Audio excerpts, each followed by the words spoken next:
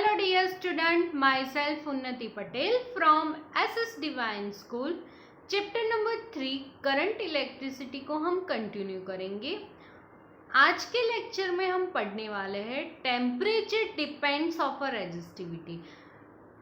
Resistivity पर temperature कैसे depend करता है उसको हम डिटेल में पढ़ेंगे।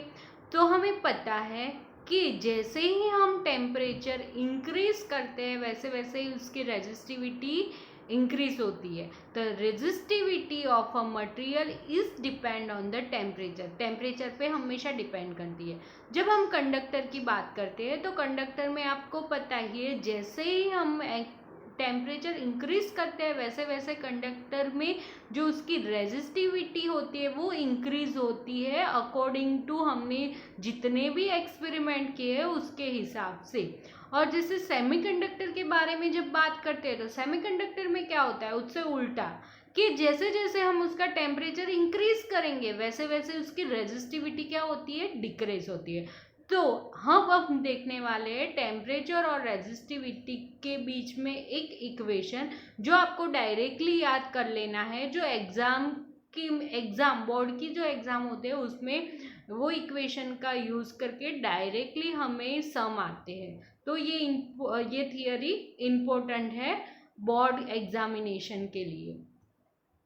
तो यहाँ पे जो आपका रेजिस्टिविटी और टेम्परेचर के बीच में जो इक्वेशन है वो rho T is equal to rho naught in bracket में 1 plus alpha T minus T naught. अभी यहाँ पे रो मतलब आपको पता है रेजिस्टिविटी, टी मतलब क्या होगा, पर्टिकुलर टेम्परेचर। तो rho T is the resistivity of a conductor at a T temperature. Rho naught, तो rho naught is the resistivity of a conductor at a some reference point. और alpha को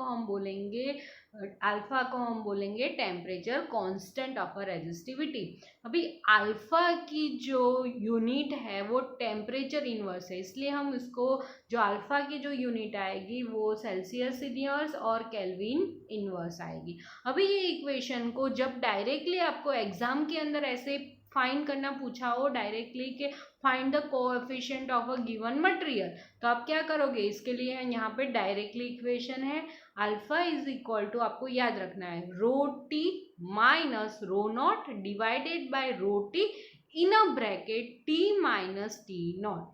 अभी यहाँ पे डिफरेंस ले रहा है यहाँ पे मटेरियल का जो टी नॉट और टी टेम्परेचर या रेजिस्टिविटी, इसलिए यहाँ पे हम लिखेंगे delta rho divided by rho naught. तो आपका रेफरेंस पॉइंट ऑफ रेजिस्टिविटी हमेशा आएगा, उसके साथ मल्टीप्लाई करेंगे डेल्टा टी।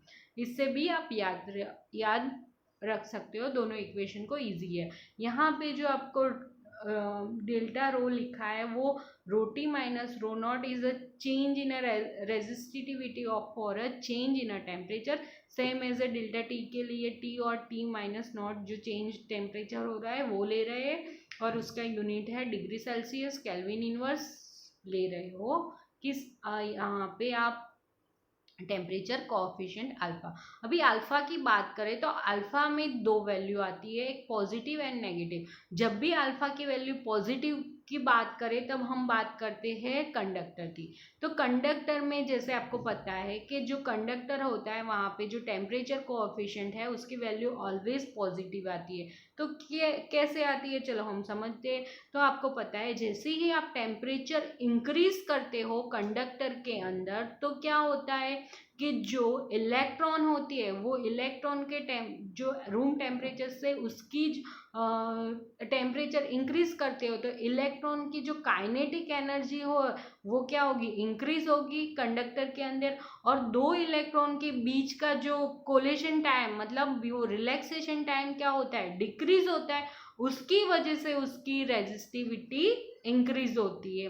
तो आपने रेजिस्टिविटी के बारे में एक इक्वेशन पढ़ा था, rho is equal to m divided by n square into tau. तो यहाँ पे जो रेजिस्टिविटी है फॉर अ कंडक्टर वो इंडिपेंडेंट होती है डेंसिटी ऑफ अ इलेक्ट्रॉन पर, वो रिलैक्सेशन टाइम पर डिपेंड करती है। तो जैसे ही यहाँ पे आपने टेम्परेचर बढ़ाया वैसे ही इलेक्ट्रॉन की काइनेटिक एनर्जी बढ़ी। कैसे बढ़ेगी, टेम्परेचर बढ़ा तो उसकी वजह से जो थर्मल स्पीड थी इलेक्ट्रॉन की वो इंक्रीज होगी, जो ऑसिलेशन ऑफ एम्पलीट्यूड होगा इलेक्ट्रॉन का वो इंक्रीज होगा, और रिलैक्सेशन जो टाइम था दोनों के बीच का इलेक्ट्रॉन का वो डिक्रीज होगा। तो यहाँ पे आपका रिलैक्सेशन टाइम डिक्रीज हो रहा है, दैट मीन्स यहाँ पे आपकी रेजिस्टिविटी क्या होगी, इंक्रीज होगी। तो चलो यहाँ पे हम लोग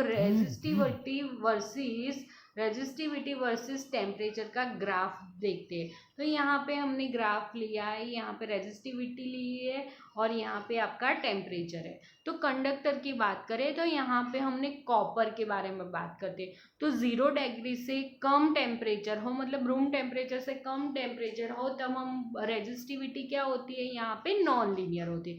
जैसे ही जैसे रूम टेम्परेचर में आएगा थोड़े टाइम के लिए वो क्या होगा, टेम्परेचर बढ़ेगा तो यहाँ पे रेजिस्टिविटी इंक्रीज होगी, मतलब ग्राफ लीनियर मिलेगा। उसके बाद जो टेम्परेचर बहुत ही हाई कर दोगे तो यहाँ पे आगे फिर से नॉन लीनियर ग्राफ मिलेगा।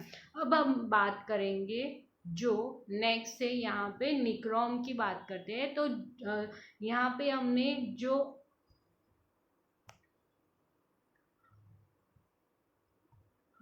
तो हम यहाँ पे निक्रोम की बात करते हैं। तो निक्रोम यहाँ पे मिक्स अलॉय है। तो कौन कौन सी है, तो निकल, आयन एंड क्रोमियम को हम जब मिक्स करते हैं तो निक्रोम बनती है। तो निक्रोम वो टेम्परेचर से इंडिपेंडेंट होती है, वो रेजिस्टिविटी हमेशा निक्रोम, मैंगनीज और कांस्टेंट की हमेशा बहुत ही ज़्यादा रहती है, वो टेम्परेचर पर डिपेंड नहीं करती।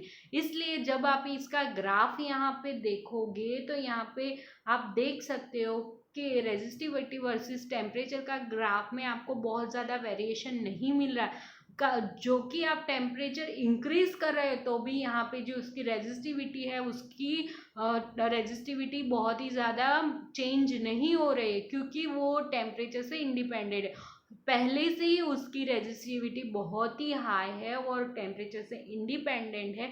इसकी वजह से निक्रोम, कांस्टेंट एंड मैंगनीज की जो वायर यूज़ करते हैं हम, वायर वाउंड रेजिस्टेंस बनाने के लिए यूज़ करते हैं। तो this material are thus widely used in a wire bound standard resistor since their resistor value would change very little with the temperature।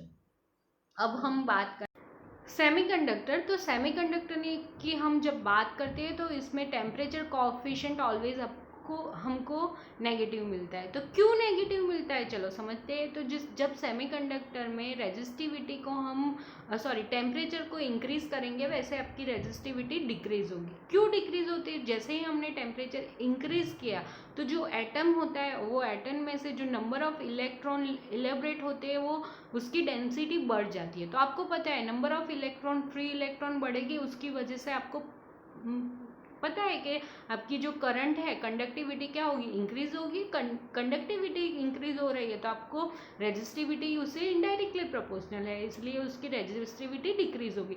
सो इसकी वजह से जब भी आप टेम्परेचर सेमीकंडक्टर के अंदर बढ़ाओगे उसकी वजह से उसकी रेजिस्टिविटी कम होती है, क्योंकि नंबर ऑफ इलेक्ट्रॉन एटम में से इलेबरेट होते हैं वो बहुत ही ज़्यादा डेंसिटी के अंदर होते हैं, उसकी वजह से उसकी कंडक्टिविटी बढ़ जाती है और इसकी रेजिस्टिविटी उससे इन्वर्सली प्रोपोर्शनल है, उसकी वजह से वो डिक्रीज होती है। तो यहाँ पे आपको ऑलवेज जो सेमीकंडक्टर की हम बात करेंगे तो आपको जो टेम्परेचर कोएफिशिएंट है ऑलवेज भी आपको क्या मिलेगा, नेगेटिव मिलेगा। तो यहाँ पे हम लोग समझते हैं कि क्यों हमें यहाँ पे नेगेटिव मिल रहा है। तो यहाँ पे हमने एक इक्वेशन पढ़ा था पहले कि rho resistivity is equal to m upon n e square multiply by tau. Tau आपका रिलैक्सेशन टाइम है और ये density of a number of a free electron है। तो यहाँ पे जो आपका सेमीकंडक्टर की भी कंडक्टर में हम बात करें तो जो इलेक्ट्रॉन का जो रिलैक्सेशन टाइम है वो उस पर यहाँ पे वो इंडिपेंडेंट है, ओनली वो डिपेंड करेगा नंबर ऑफ इलेक्ट्रॉन की जो डेंसिटी है वह उस पर। तो हम यहाँ पे ये इक्वेशन में रिलेशन देख सकते हैं कि जो आपका रिलैक्सेशन टाइम है ऑलवेज जो है वो इन्वर्सली प्रोपोर्शनल है और जो number of density of electron है वो भी इन्वर्सली प्रोपोर्शनल है। तो सेमीकंडक्टर में जब भी आपकी टेम्परेचर इंक्रीज कर रहे हो हो तो number of free electron increase हो रहे हैं, मतलब आपकी जो डेंसिटी ऑफ इलेक्ट्रॉन है वो इंक्रीज हो रहा है यहाँ पे। तो इसकी वजह से आपकी जो रेजिस्टिविटी हो वो क्या हो रही है, डिक्रीज हो रही है। तो यहाँ पे आप ग्राफ को देख सकते हो, जैसे ही हमने यहाँ पे रेजिस्टिविटी वर्सेस टेम्परेचर का हम यहाँ पे ग्राफ ले रहे हैं, तो सेमीकंडक्टर में स्टार्टिंग में यहाँ पे जो आपकी रेजिस्टिविटी है ज़्यादा है, फिर जैसे जैसे टेम्परेचर इंक्रीज कर रहे हो वैसे रेजिस्टिविटी डिक्रीज हो रही है, क्योंकि नंबर ऑफ इलेक्ट्रॉन एटम में से लाइब्रेट हो रही है, इसकी वजह से उसकी कंडक्टिविटी इंक्रीज हो रही है और रेजिस्टिविटी डिक्रीज हो रही है।